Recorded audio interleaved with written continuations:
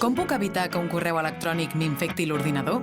Tenim dues opcions a l'hora de controlar els correus electrònics. Per una banda, podem tenir un antivirus que escanegi tots els mails, però això sovint fa que l'ordinador vagi molt més lent.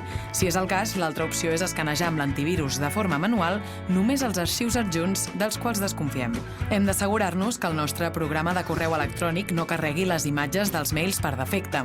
És important perquè aquesta descàrrega per defecte l'aprofiten empreses de phishing o spam per enviar-nos imatges amb un codi maliciós o imatges que controlen si hem rebut el mail i els dona informació sobre el nostre compte, com per exemple l'hora d'obertura, la localització o fins i tot si l'adreça de mail és vàlida.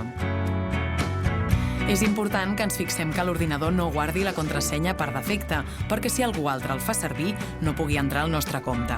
També hem de recordar-nos de tancar la sessió de correu quan fem servir ordinadors que no són de confiança, perquè el següent que vingui no trobi la sessió oberta i pugui entrar lliurement.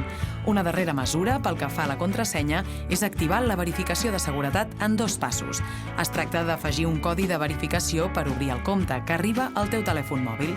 D'aquesta manera, encara que et descobreixin la contrasenya, no podran entrar al teu correu perquè no tindran el mòbil per rebre el codi de verificació. Per últim, una manera fàcil de protegir el nostre compte és tenir-ne 2, un de principal per mails personals i l'altre per donar-nos d'alta d'un servei o registrar-nos a una web. Així evitarem l'espam que sovint ens arriba quan ens registrem a diferents serveis en el correu principal.